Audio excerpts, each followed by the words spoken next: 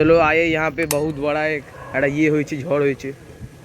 আমি রিপোর্টিং করব তো তুই কেন মাইক দিছিস?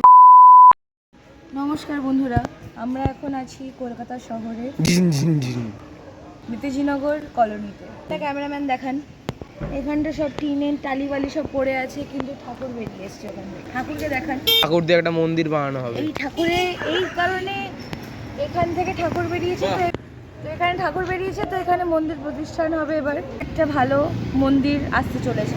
একটু আগে আপনাদের ক্লিপ দেখানো হয়েছে যে ঝড় হয়েছে এখানে, চারিদিকে এদিক ওদিক ঘুরে ওইদিকে দেখান কি অবস্থা রাস্তার। রাস্তায় সব কি সব বেরিয়ে এসেছে। এইখানে খুব মারাত্মক ঝড় চলছে এখন, এদিকে পাবলিকরা যাচ্ছে আর মাটি থেকে ঠাকুর বেরিয়ে এসছে। এটাই সংকেত যে এখন ঠাকুর এসছে। আপনার পেছন থেকে সাইকেল আসছে, বলো না। তো এবার ঠাকুর বেরিয়েছে বলে এখন এই ঝড়টা এই তো এই ঝড়টা এখন নোংরা হয়ে গেলাম আমি খুব। এই ঝড়ের মধ্যে ये लड़का बहुत ही मेहनत कर रहा है गाइस। এই ঝড় এখন হচ্ছে এখানে, আমরা প্রতিবাদ করতে এসেছি।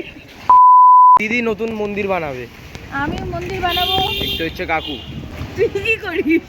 কাকু সবাই দোকান বন্ধ করে চলে গেছে এই ভয়ে। দেখান না, বন্ধ হয়ে গেছে সব আশীর্বাদের দোকান, কারণ আমরা এবার ঠাকুরের কাছ থেকে আশীর্বাদ, ওদের একটা ফুচকা বসতো, আমরা ঠাকুরের কাছ থেকে আশীর্বাদ পেতে চলেছি। আর এখন ওয়েদার আরো খারাপ হয়ে যাচ্ছে, এখন ঝিরিঝিরি বৃষ্টি নেমে উঠেছে।